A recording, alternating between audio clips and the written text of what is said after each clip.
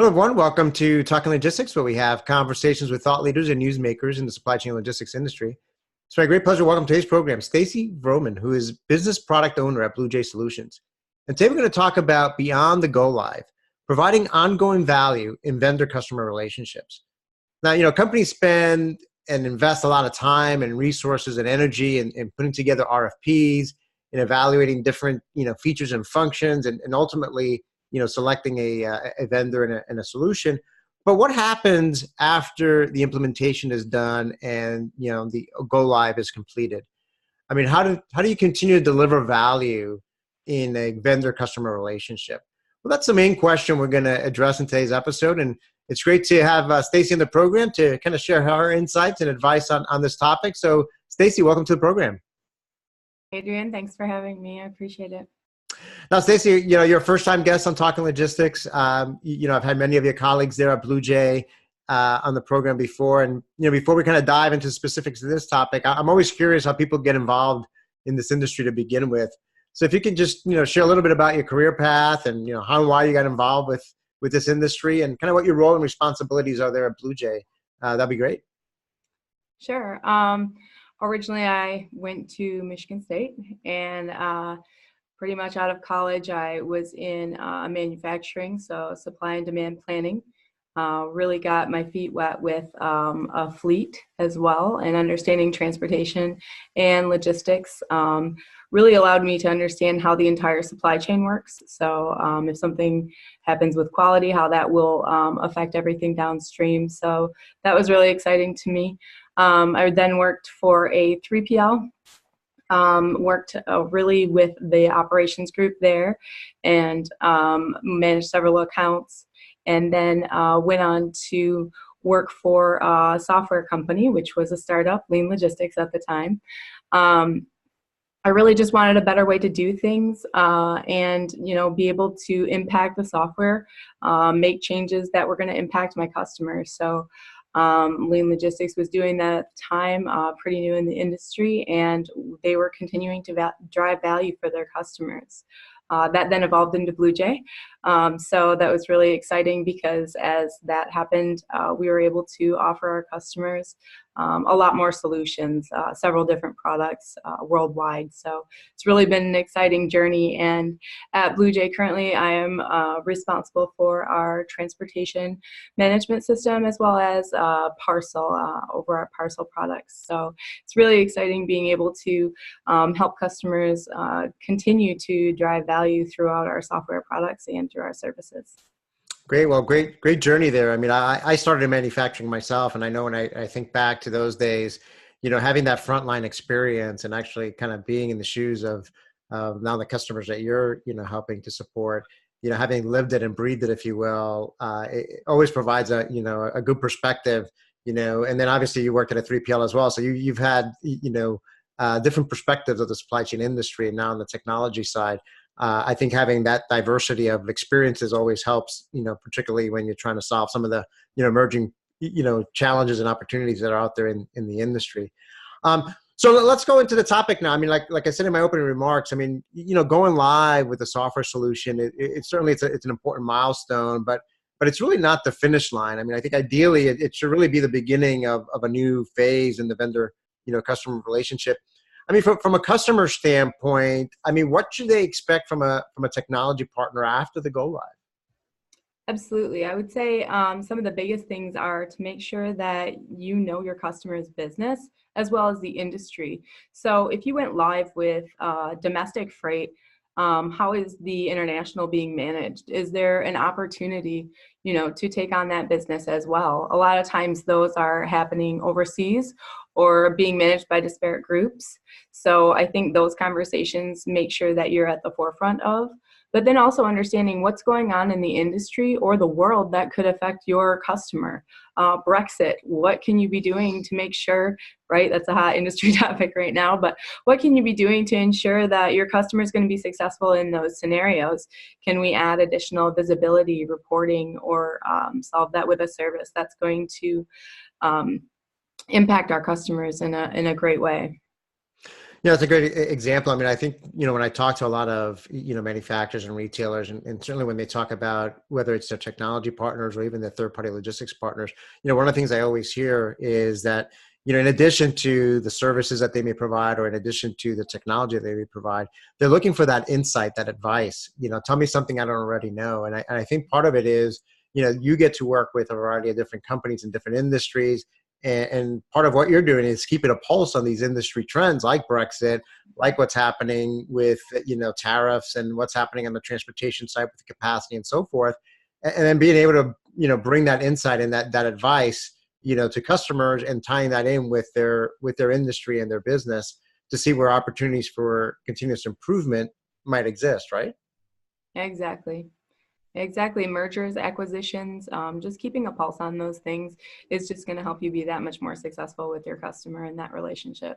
Right, right. So it strikes me, and I know I'm seeing this. I'm kind of curious if you're seeing this. I mean, it strikes me that companies should really be thinking about what happens after the go live from the very beginning. That is, they should kind of have that perspective as they're doing their vendor evaluation and selection process.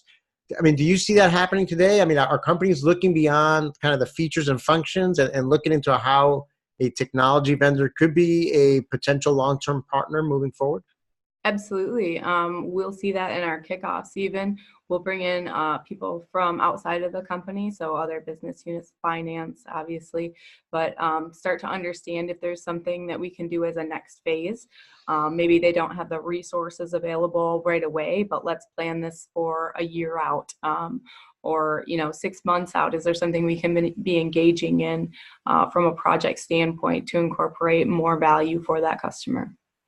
And I think another element that I see when I talk to shippers is, they look for that alignment of culture, right? I mean, do they have, let's say that the company has, the customer has a strong Lean or Six Sigma or continuous improvement culture within them.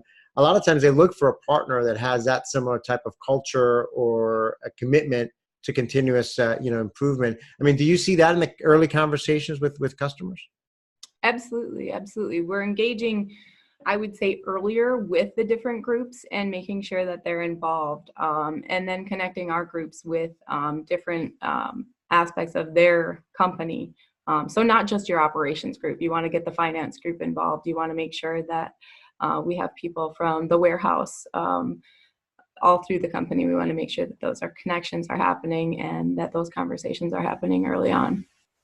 Great. Well, one of the things, and this as well too, when you worked in manufacturing 3PLs, I mean, supply chain is constantly, changing. So, it follows that the customer requirements in terms of technology is also going to change, in order to respond to, everything that's happening, out there in the marketplace.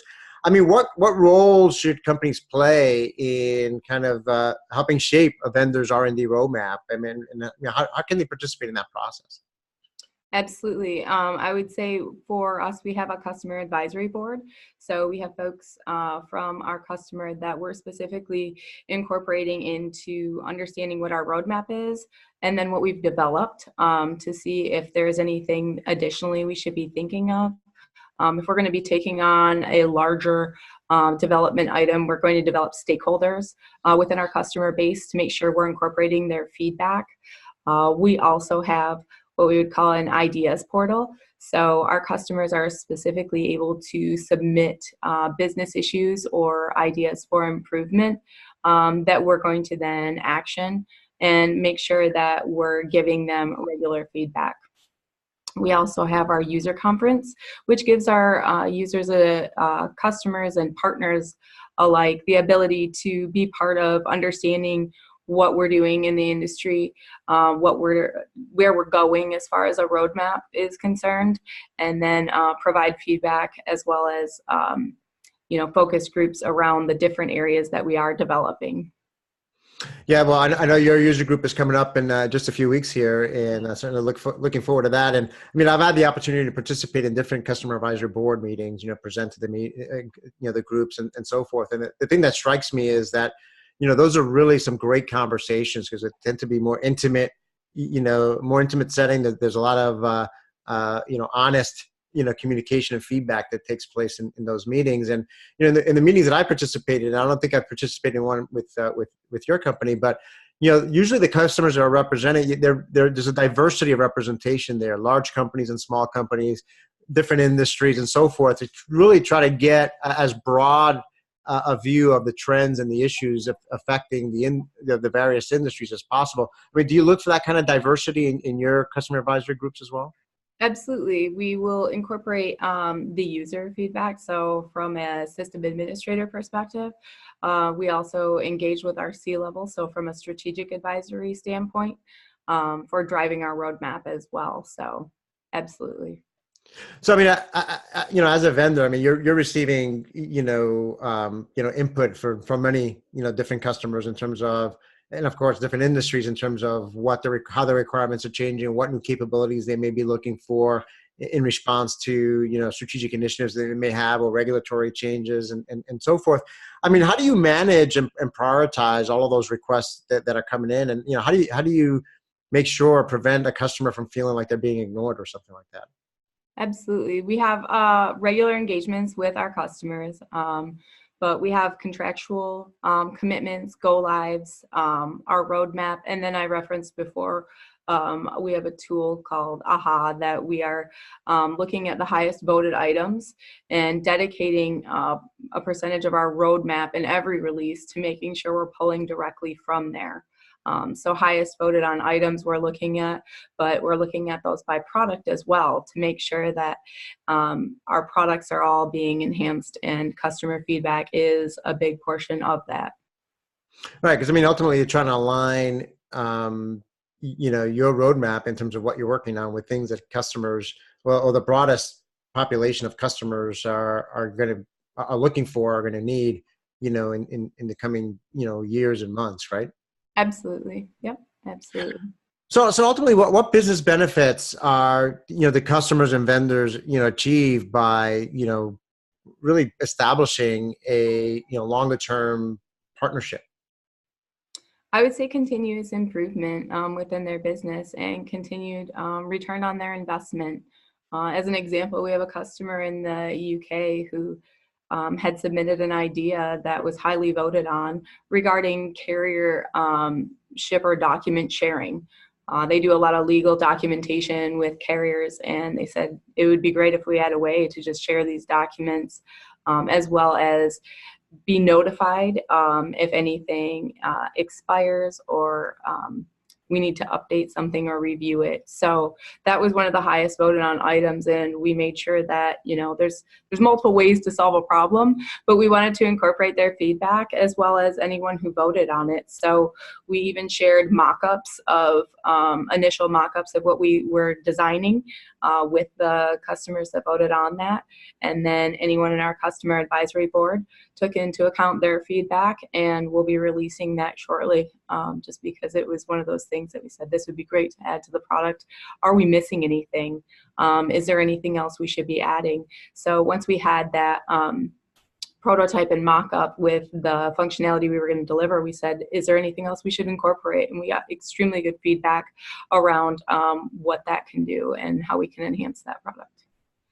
Yeah, that's a great example. I mean, I think, for me, I think that, it takes two to tango, if you will, right? And I think you can't be a passive customer, right? You can't just, be silent or not engage and expect that, the vendor partner is going to, deliver on things just, or know what they need, just through osmosis, right?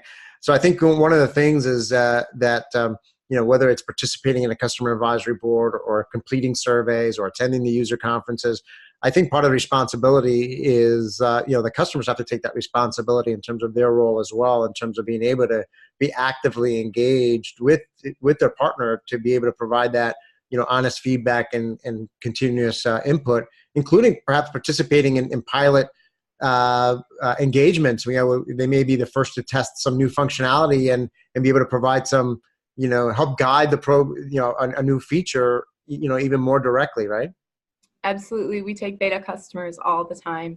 And ultimately, we want to deliver products that our customers love and that they use. So the feedback is key as we develop something. We like to always think of ourselves as experts. And we're fortunate in the aspect that we manage about $2.5 billion of freight in-house. So a lot of times we will get good feedback from that user group that manages transportation in-house. But our customers, ultimately, we want to make sure that we're engaging with them and we're developing stakeholders around the features we're developing to get that feedback. Great. Well, Stacie, we're running short on time here, so I'm just going to go right to to my last question here. So, I mean, as a way to wrap up, I mean, how would you complete the following, statement or sentence? The secret to providing ongoing value after go live is what?